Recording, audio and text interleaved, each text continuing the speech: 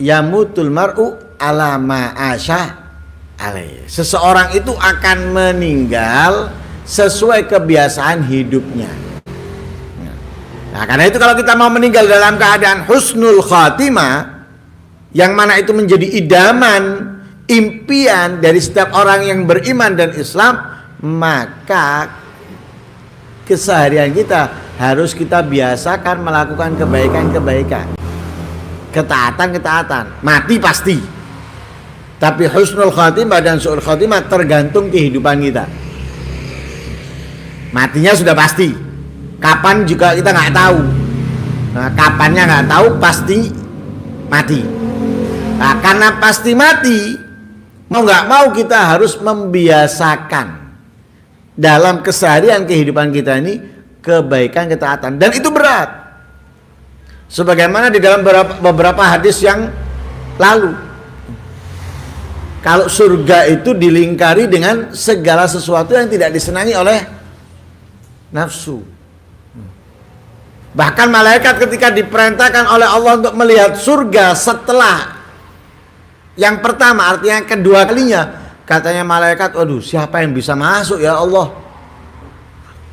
Kenapa? Untuk masuk ke surga harus berlawanan dengan nafsunya, berlawanan dengan nafsunya, syahwatnya, dan itu tidak mudah bagi semanusia.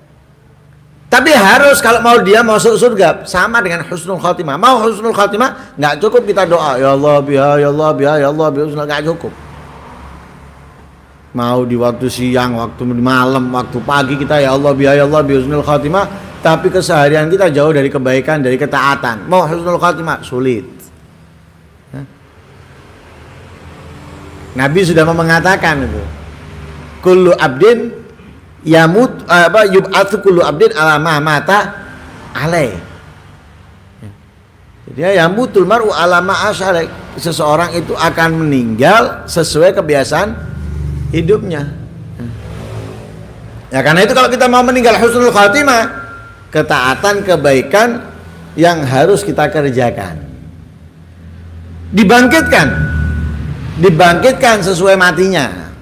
Matinya dalam keadaan husnul khatimah, dibangkitkan dalam keadaan yang baik, dibangkitkan dalam keadaan senang, dibangkitkan dalam keadaan bahagia. Jadi kebangkitannya itu tergantung matinya.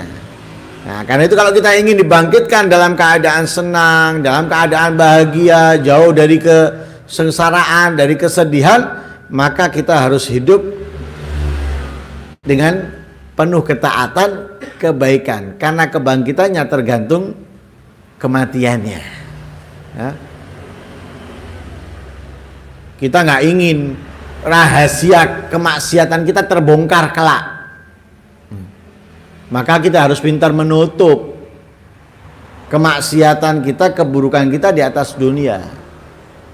Jangan kita ceritakan bangga, saya habis melakukan ini, saya habis melakukan itu, saya dulu seperti ini, saya dulu seperti itu. Nggak usah. Orang tahu kalau kita dulu melakukan kejahatan, biar orang tahu. Yang penting kita jangan menceritakan keburukan kejahatan kita. Kenapa? Ketika kita membongkar keburukan kita, itu adalah kesalahan yang terbesar dari diri kita. Bakalnya akan lebih besar lagi yang dibongkar oleh Allah SWT. Siapa yang salah? Karena dia sendiri yang membongkarnya. Tapi kalau kita menutupi kesalahan kita sendiri, apalagi kesalahan orang lain, nanti di hari kebangkitan Allah SWT akan menutupi kesalahan kita, sebagaimana dalam hidup kita menutupi kesalahan diri kita atau kesalahan orang lain. Yang kedua, mati dalam keadaan su'ul khatimah. Ini tidak diinginkan, tidak diharapkan sama sekali, meninggal dalam keadaan su'ul khatimah. Karena meninggalnya seseorang dalam keadaan baik itu adalah tanda surga baginya. Meninggal dalam keadaan su'ul khatimah tanda neraka untuknya. Sebagaimana kita ketahui bahwa nilai semuanya itu ada pada akhir. Nah, nilai semuanya ada pada akhir. Dalam keadaan husnul khatimah meninggalnya berarti baik. Su'ul khotimah berarti buruk. Mau sebelumnya ahli taat, ahli maksiat ataupun tidak. Nah, sebagaimana sering kita dengarkan cerita seseorang yang kesehariannya ibadah, tapi pada akhir umurnya justru dia meninggalkan ibadah, meninggal dalam keadaan su'ul khatimah. Ada orang yang kesehariannya maksiat, akhir umurnya berubah, bertobat, akhirnya meninggal dalam keadaan husnul khatimah. Itu semuanya belum melakukan perbuatan baik, yang ini belum melakukan perbuatan buruk, hanya masih niat, hanya masih ingin. Dan itu tidak sedikit ceritanya, ada beberapa cerita yang sama. Ada kakak adik, yang satu ahli ibadah, yang satu ahli maksiat. Yang ahli ibadah berubah mau menjadi ahli maksiat, yang ahli maksiat berubah ingin menjadi ahli taat, ahli ibadah. Belum melakukan, yang ahli maksiat belum melakukan ibadah, yang ahli ibadah belum melakukan kemaksiatan, mati su'ul khotimah.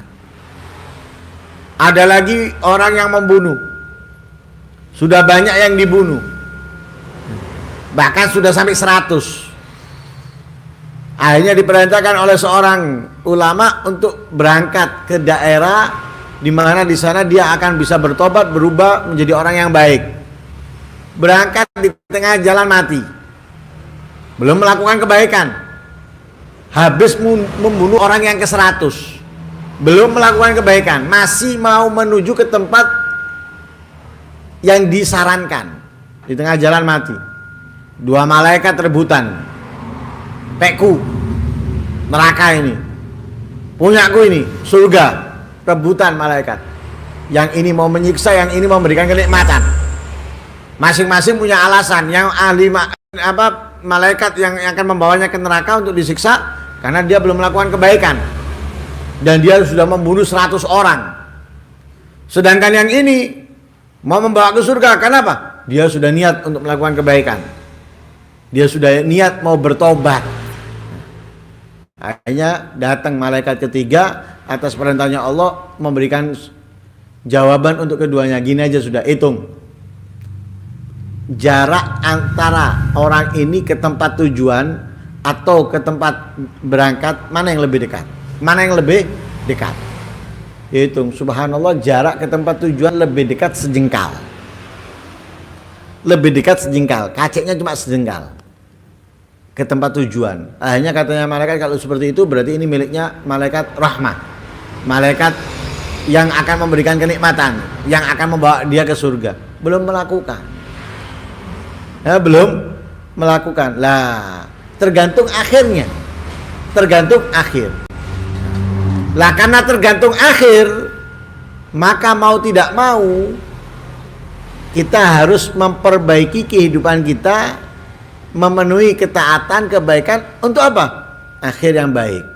Karena semuanya itu menurut kebiasaan hidup. Akhir yang baik menurut kebiasaan hidup.